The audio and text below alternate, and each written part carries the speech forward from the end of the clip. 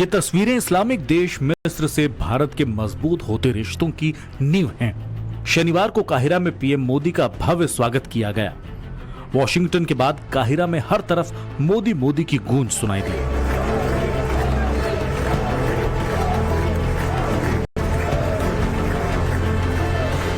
आज PM Modi Cairo की 1000 साल पुरानी अल हकीम मस्जिद पहुंचे, जहां मुस्लिम समाज के तमाम लोगों ने गले लगाकर गर्मजोशी के साथ उनका स्वागत किया। इस दौरान पीएम मोदी मस्जिद का निरीक्षण करते और मुस्लिम समुदाय के लोगों से बातचीत करते नजर आए।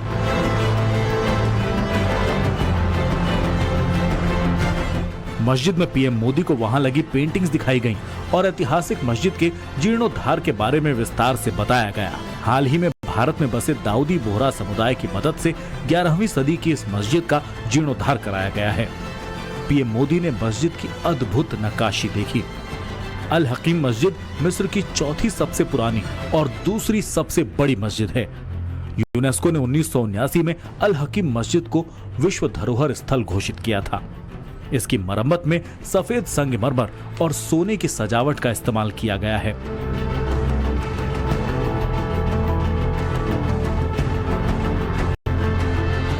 मस्जिद में दाऊदी बोहरा समाज के लोगों ने उन्हें कई स्मृति चिन्ह भेंट किए। इनमें पेंटिंग्स और एक ऐतिहासिक घड़ा शामिल है। काहिरा की ऐतिहासिक अल हकीम मस्जिद 13,560 वर्ग मीटर में फैली है। साल 1980 में ये मस्जिद एक नए रूप में लोगों के सामने आई, जब दाऊदी बोहरा समुदाय के 52वें धर्मगुरु सैयदना मोहम्मद बुरहानुद्दीन ने मस्जिद का पुनर्निर्माण करवाया।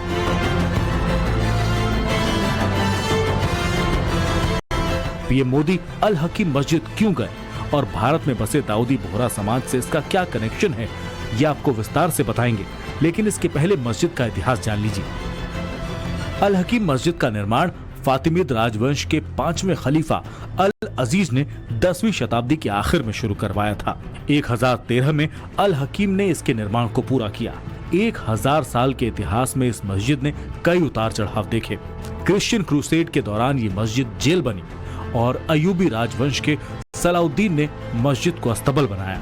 नेपोलियन बोनापार्ट ने मस्जिद को किले के रूप में इस्तेमाल किया। 1890 में इस्लामिक आर्ट म्यूजियम की तरह इसका इस्तेमाल किया गया। 1970 के दशक में मस्जिद दाऊदी बोहरा समुदाय के कंट्रोल में आई।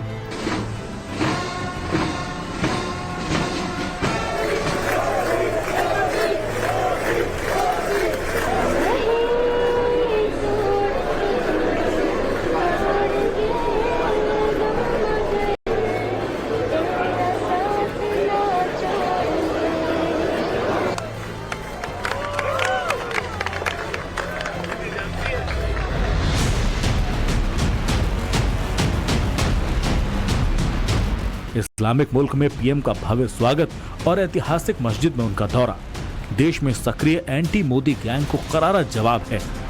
जो लोग पीएम मोदी के खिलाफ एंटी मुस्लिम प्रोपेगेंडा फैलाते हैं, उन्हें काहिरा में मोदी के स्वागत की तस्वीरें शूल की तरह चुभ रही होंगी। इससे पहले शनिवार को पीएम मोदी ने मिस्र के ग्रैंड मुफ्ती डॉक्टर शौकी इब्राहिम अब्दुल करीम आलम से मुलाकात की। डॉक्टर इब्राहिम ने पीएम मोदी के साथ अपनी पहली मुलाकात की याद ताजा करते हुए कहा कि भारत में सभी समुदाय के लोग अच्छे तालमेल के साथ रह रहे हैं। Our meeting today is actually our second interaction, as we have met earlier in Delhi in one of the Sufi conferences there.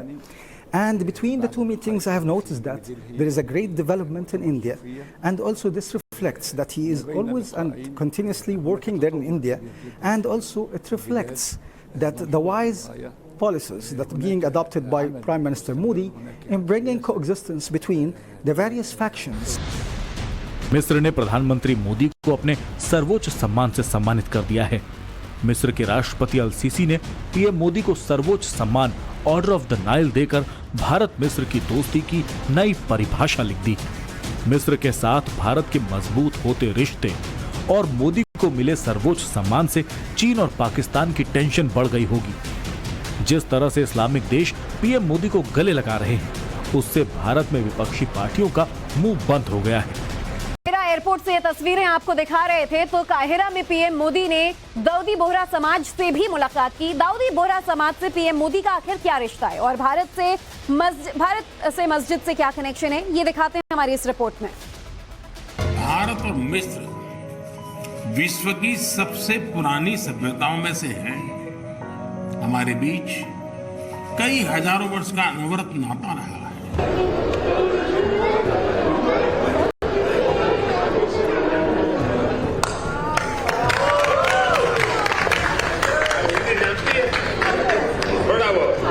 India में कभी आई? कभी नहीं। किसी को पता ही नहीं चलेगा कि आप मिस्र की बेटी है कि हिंदुस्तान की बेटी है। ये पहली बार नहीं है जब पीएम मोदी को किसी इस्लामिक राष्ट्र से सर्वोच्च सम्मान मिला हो। उन्हें इससे पहले भी 6 मुस्लिम मुल्कों से बड़ा सम्मान मिला है। इनमें संयुक्त अरब अमीरात का ऑर्डर ऑफ जायद, बहरीन का the king Hamad order of the Renaissance, फिलिस्तीन का grand collar of the state of फिलिस्तीन, अफगानिस्तान का आमिर अमानुल्लाह खान अवार्ड, सऊदी अरब का king Abdul Aziz Al Saud और मालदीव का रूल ऑफ निशान इज़ुद्दीन अवार्ड शामिल है। जाहिर है मिस्र समेत तमाम मुस्लिम देशों की सोच पीएम मोदी को लेकर बदल चुकी है।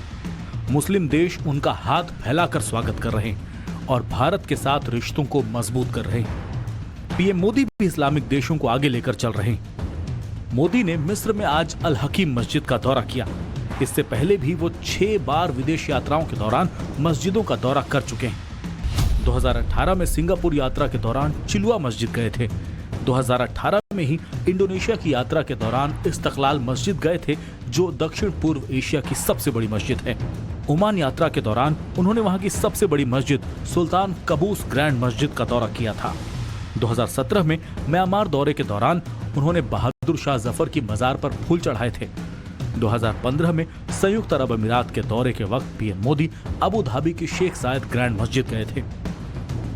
मिस्र की जिस अल हकीम मस्जिद में पीएम मोदी गए, उसे भारत के दाऊदी बोहरा संप्रदाय के मुसलमानों का गहरा रिश्ता है। शनिवार को काहिरा में पीएम मोदी ने बोहरा समाज से भी मुलाकात की। करीब 350 लोगों को प्रधानमंत्री से मिलने के लिए आमंत्रित किया गया था।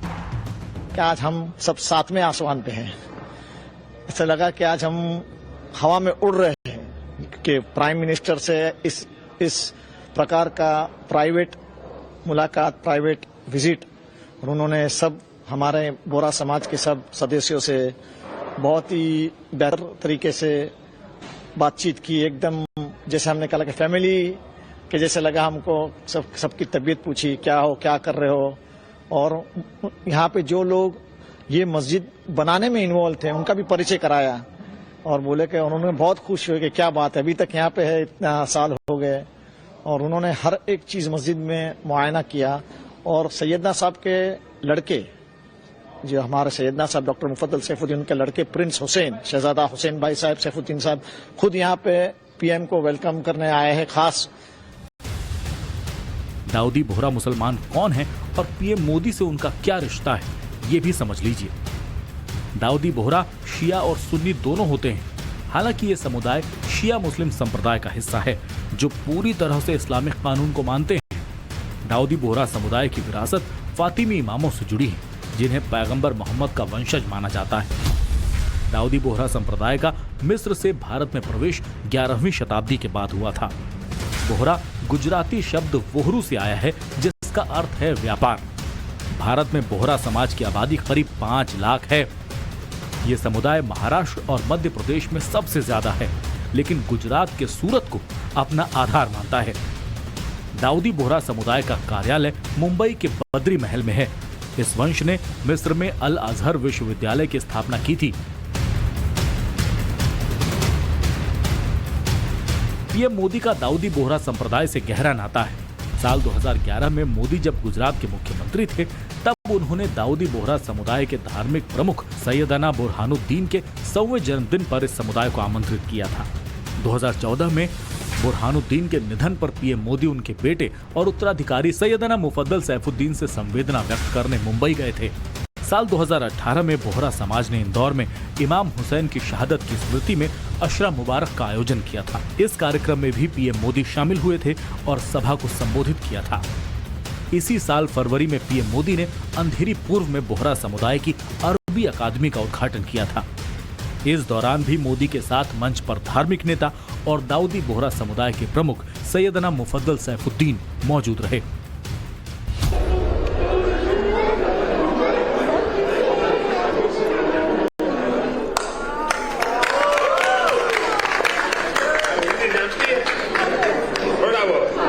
इंडिया में कभी आई?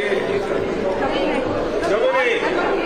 किसी को पता ही नहीं चलेगा कि आप मिस्र की बेटी है कि हिंदुस्तान की बेटी है। वेरी हैप्पी, बहुत खुश रही क्योंकि प्राइम मिनिस्टर मिल गई। It's honor to Egypt. We as Egyptian, we cherish and love the Indian culture, and the Indian people, we, like the Prime Minister said, we feel no difference between each other.